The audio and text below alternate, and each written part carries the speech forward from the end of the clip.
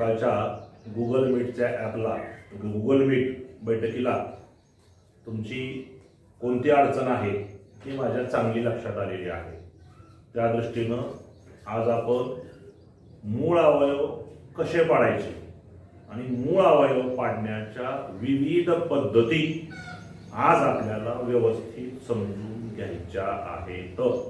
पण मूळ अवयव पाडण्यासाठी आपल्याला काय काय येणं, अगोदर पूर्वतयारी म्हणून काय येणं गरजेचं आहे हे तुम्हाला मी आवर्जून या ठिकाणी सांगतो.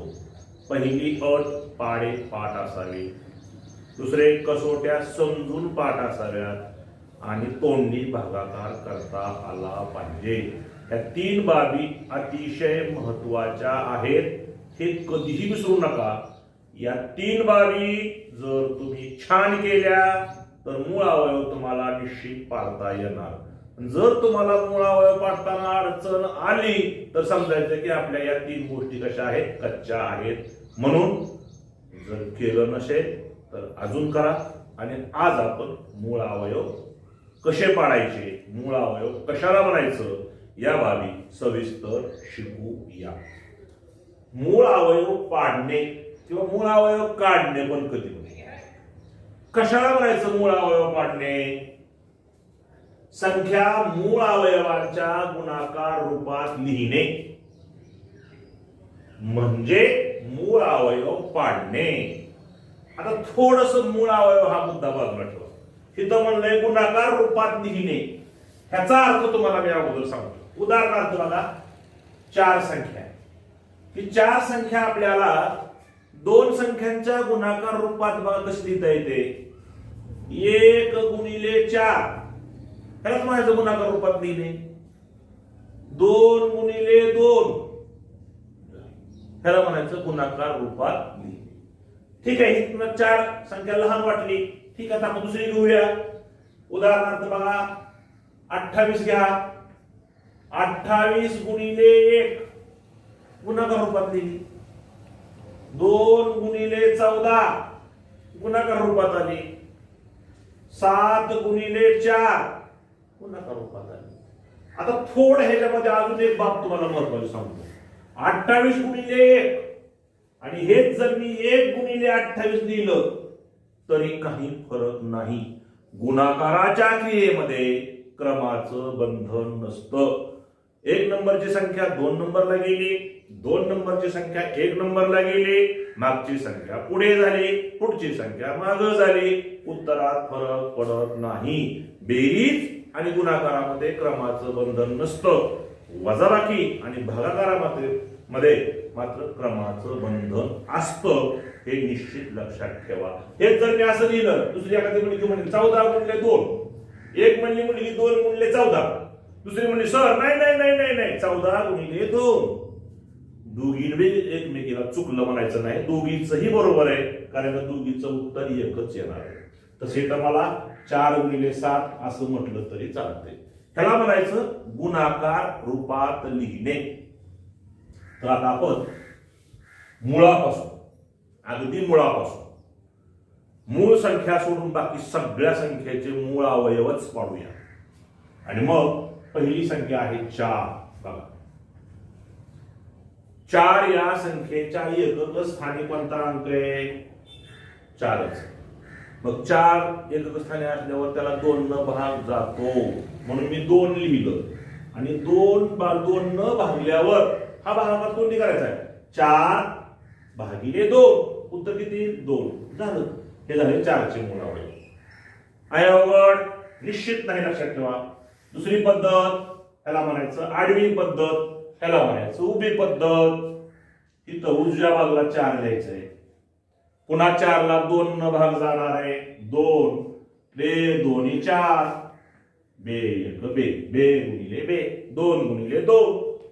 इथं 2 गुणिले 2 आडवा आलं, इथं 2 गुणिले 2 उभा आलं. झाले 4चे अवयव. आहे अवघड काही? नंतर 5 मूळ संख्या आहे 6. बघा, आता 6 या संख्येला कितनं भाग जाईल? 3 न पण जातो आणि 2 न पण जातो. पण मी नेहमी करता तुम्हाला एक गोष्ट सांगितली, मोठ्या संख्येने बघा. म्हणजे पुढे लहान संख्या येते आणि पुढच्या क्रिया कमी येतात म्हणून मी 3 न भागतोय. 2 न पण चालतं, काय अडचण नाही भागायला. 3 6 ला 3 न भागा, 3 2 6 झाले 6चे अवयव. 6चे मूळ अवयव झाले. अवयव आणि मूळ अवयव याच्यामध्ये फरक आहे, लक्षात ठेवा. विभाजक आणि मूळ अवयव ह्याच्यामध्ये फरक आहे. 6 इथं मी 2 न बघतो. 2 त्रिक 6 कुठं संख्या आहे? इथं 6 घेतलं, 2 न भागायचं, 2 इथं लिहिलं, आलेला भाग आणि इथं लिहिला. आता 3 न भागायचंय, 3 3 आहे का अवघड? मला तर वाटतं काहीच अवघड. बघा आता पुढची संख्या घेऊया. 8. आता 8 ला कितना भाग जाईल? 2 न. बघा 2 गुणिले 4 बेचो का 2 न भागलं. पटपट तोंडी आलं पाहिजे पुन्हा, पाट पाट पाट. हे 2 ला 2. आता इथे 4 संयुक्त संख्या आहे, पुन्हा ह्या 4चे मूळ अवयव पाडूया. 2 गुणिले 2 आहे अवघड. उभी मांडणी. 8 2 न भाग जातो म्हणून 2 लिहिलं. बेचोक 8. 4 ला पुन्हा 2 न भाग जातो. बे दोन्ही 4. 2 ला 2 न भाग जातो. बे बे. आलं लक्षात? 2 गुणिले 2 गुणिले 2. 2 गुणिले 2 गुणिले 2. आलं का नाही? खात्री कशी करायची? आपल्या मैत्रिणीला दाखवायच्या ऐवजी, सरांना दाखवायच्या ऐवजी, मॅडमला दाखवायच्या ऐवजी आपलं उत्तर आलं का नाही खात्री कशी करायची बघा. 2 दोन्ही 4, 4 दोन्ही 8 आलं, खात्रीशीर आलं. 2 दोन्ही 4, 4 दोन्ही 8 असं. आणि दुसरी एक वाट आहे, त्यात सगळ्या मूळ संख्या आहेत का पहा. आलं लक्षात? आता पुढची संयुक्त संख्या आहे 9. बघा 9 3 न भाग जाईल. 3च्या पाड्यामध्ये 9 आहे. 3 त्रिक 9. हे सोपं आहे बघा. परत तिथं 9. 3 त्रिक 9. 3 1 3 संपलं. 3 गुणिले 3 9. 3 त्रिक 9. काही अवघड नाही. आता बघा परत आपल्याला काही संख्येचे मूळ अवयव तोंडी जायला पाहिजे. कसे बघा 6चं काय आलं? 3 गुणिले 2. 8चं काय आलं? 2 गुणिले 2 गुणिले 2. 4चं काय आलं? 2 गुणिले 2. 9चं काय आलं? 3 गुणिले 3. 10चं काय आहे बघा, सांगा बरं. 10चं काय येईल बघा. आडवी मांडणी करूया आपण. एकक स्थानी 5 आहे. 5 दोन्ही 10 झालं. 2 पंचे 10. उभी मांडणी 10. 2 पंचे 10. 5 1 5. इतकं सोपं आहे अवघड नाही. ठीक आहे. आता 12 बघा. 12 घेऊया आता. 12 आता तुम्हाला मी अजून एक ह्याच्यामधली पद्धत शिकवणार आहे. अगोदर ह्याला आपण एकक स्थानी 2 आहे म्हणून 2 न भागू, किंवा 2 आणि 1 3 बेरीज येते म्हणून त्या संख्येला 3 न भाग जातो म्हणून 3 न भागूया. 3 चौक 12. आता तुम्हाला मी सांगितलं आयडिया. 3 ला 3. 4 ला कशानं भाग जाईल म्हणण्यापेक्षा 4चे मूळ अवयव काय आहेत? 2 गुणिले 2 झालं. आहे का अवघड? अजिबात अवघड नाही. उभी मांडणी बघा. हे 12 हे 3 न भागलं. 3 चौक 12. 4 ला 2 न भागलं. 2 दोन्ही 4. 2 1 2. 3 2 2 दोन्ही 4. 4 त्रिकोण 12. इतकं सोपं आहे, लक्षात ठेवा. आणि लक्षात आता 13 मूळ संख्या आहे. 14 म्हणले की तुम्हाला तोंडी सांगता आलं पाहिजे. 7 दोन्ही 14 झालं मुळावर. 15 3 5 15. अतिशय सोपं, लक्षात ठेवा. बघा आता आपण 16च्या अवयव घेऊ. 14 आणि 15 टाळलंय मी, तुम्ही करून बघा. आता एकक स्थानी 6 म्हणजे याला 2 न भाग जातो. 2 8 16. पुन्हा 2 ला 2. मूळ संख्या तशी तशी खाली घेतो मी. 8 ला 2 न भागूया. 2 चौक 8. 2 ला 2 2 ला 2. 4चं 2 गुणिले 2. 2 दोन्ही 4. 4 दोन्ही 8. 8 दोन्ही 16. आता उभी मांडणी. उभी एक रेषा आडवी एक रेषा 16 बे 8 16 बे चोक 8 बे दोन्ही 4 बे एक बे. बघा थोड्या वेगात मला काय येतंय त्याचं कारण आहे. काय कारण आहे? मला पाढे पाठ आहेत, मला कसोट्या पाठ आहेत. मला काय जादू येते का? अजिबात नाही. लक्षात ठेवा गणितामध्ये जादू अजिबात नसते. सराव, इथं सरावाला पर्याय नाही. सराव केला की तो गणित सोपं गेल्याशिवाय निश्चित राहत नाही. आता मी या 16चेच मी तुम्हाला सुरुवातीला म्हणलं नाही गुणाकार रूपात संख्या लिहिणे, तसं मी 16 काय करतो 4 चौक 16. बघा 4 चौक 16 मग बे दोन्ही 4 ह्या 4चं आणि ह्या 4चं 2 गुणिले 2. बघा 2 गुणिले 2 गुणिले 2 अशी काय आहे का अवघड? बघा 4 चौक 16 या 4चं 2 गुणिले 2 या 4चं गुणलेलं गुणिले 2 गुणिले 2 आहे अवघड. अजून एक पद्धत 8 दोन्ही 16. आता 8च्या अवयव मला माहिती तुम्हाला सांगितले मी 2चा 3दा गुणाकार 2 गुणिले 2 गुणिले 2 हे 8च्या अवयव आहेत आणि पहिलं वरचं आहे असं 2. बघा असं अनेक प्रकारे आपल्याला मूळ अवयव पाडता येतात. तशी गंमत आहे बघा. आता दुसरं घेऊया आपण उदाहरण. समजा मला उदाहरण घेतलं 36. बघा मी तुम्हाला सगळ्याच पद्धतीनं करून दाखवतो. 36 एकक स्थानी 6 आहे की नाही? 2 न भागलं. 36 ला 2 न भागलं ह्याच्याऐवजी मी आता अशी आयडिया करतो. 2 ला म्हणतो ए बाबा किती दोन्ही 36. माझी लगेच लाईट लागली पाहिजे. 18 दोन्ही 36 भागाकार करत बसायची गरज नाही. 18 आणि जर असं तोंडी भागाकार येत नसेल पाळा येत नसेल तर त्याला म्हणायचं येड. त्यानं सुद्धा येड राहायचं नाही. त्यानं काय करायचं बघा आता बे एक बे 3 मधून 2 गेलं. बे एक म्हणून 1 नंबरला आहे बे म्हणून 1 लिहिलं. 3 मधून 2 गेलं 1 उरलं 1च्या पुढे 6 घेतलं. बे 8 16 भागाकार सगळा मनातल्या मनात करायचा. उत्तर फक्त इथं लिहायचं. किती वेळ गेला माझा बघा. वेळेचं किती महत्व आहे पहा. पुन्हा हे 2 ला 2 मूळ संख्या आहे म्हणून 18 ला पुन्हा 2 न भागा 92 18. परत हे 2 ला 2 हे 2 ला 2 मूळ संख्या 9 ला पुन्हा 3 न भाग जाईल 3 गुणिले 3. काय काय विद्यार्थी एवढंच करतात. झाले माझी मुळावर करतात. मग त्यानं बघायचं ही मूळ संख्या आहे ही मूळ संख्या आहे ही मूळ संख्या आहे का नाही. ती म्हणते माझं बरोबर आहे 9 2 18 2 36 गुणाकार बरोबर आहे पण सगळ्या मूळ संख्या नाहीत. मग बघा 3 3 9 9 दोन्ही 18 18 दोन्ही 36 सगळ्या मूळ संख्या आहेत. गुणाकार 36 आलेला आहे. कुठेही जा कुणालाही दाखवा माझं उत्तर येणार म्हणजे येणार असं खात्रीनं सांगायचं. त्यासाठी काय पाहिजे विश्वास. आता उभी बाजू 18 एकक स्थानी 8 आहे म्हणून 2 न भागण्याचे मी काय करतो 8 आणि 1 9 3 न भागतो. 3 3 संख्या 18 6 ला पुन्हा 3 न भाग जात आहे 3 दोन्ही 6 2 ला पुन्हा 2 2 न भाग जातो बे एक बे. बघा आता कशी माझी घोटाळा झाला सांगा बरं काय घोटाळा झाला. इथं 36 इथं 18 घेतलं मी.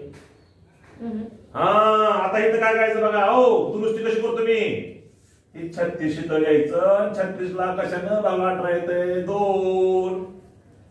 चुकलं तरी घाबरायचं नाही. बघा माझी चूक झाली का नाही. मी देव आहे का देवाची चूक होत नाही. देव तर कुठंच नाही म्हणून जरी चुकलं तरी मी काय केलं दुरुस्ती केली का नाही. सगळं घाबरून पुसलं का मी अजिबात नाही. ही मी लक्षात ठेवा. आता 36 चा अवयव अजून वेगवेगळ्या प्रकारे 6 6 36 6 6 36 6चं 2 गुणिले 3 आणि ह्या 6चं 2 गुणिले 3. बघा हे युक्ती पुन्हा 36 चा अजून 9 चौक 36 9चं 3 गुणिले 3 2 गुणिले 2. हे अवघड काहीच अवघड नाही हो. 6 त्रिक 18 18 त्रिक 18 दोन्ही 36 18 गुणिले 2 असं करता येतंय. पण एवढं सोपं इतकं सोपं आहे त्याला अजिबात तुम्ही काय करू नका, घाबरू नका. ह्याला घाबरलं की ते आपल्याला घाबरते बघा. मग आपण ह्याला घाबरायचं का नाही. आता पुढची संख्या तुम्ही 40 बघा. एकक स्थानी 0 आहे. एकक स्थानी 0 असलं तर तुम्हाला मी युक्ती सांगतो, त्याला 5 भरायचं. 5 5 8 40. पुढची संख्या लहान होते.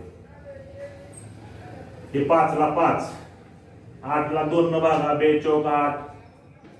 5 मूळ संख्या आहे खाली, 2 मूळ संख्या आहे खाली. 4 ला 2 न भागलं, 2 2 4. आहे अवघड काही सुद्धा अवघड नाही, लक्षात ठेवा. आणि परत 40 2 इथे मात्र 2 न घेतलं बघा मी. 2 2 4 0 0. पुन्हा 2 2 10 20. पुन्हा 2 2 5 10. इथं 5 5 1 5. 5 2 10. 10 2 20. 20 2 40. आलंच आपलं मूळ अवयव. 5 2 10. 10 2 20. 20 2 40. संपलं.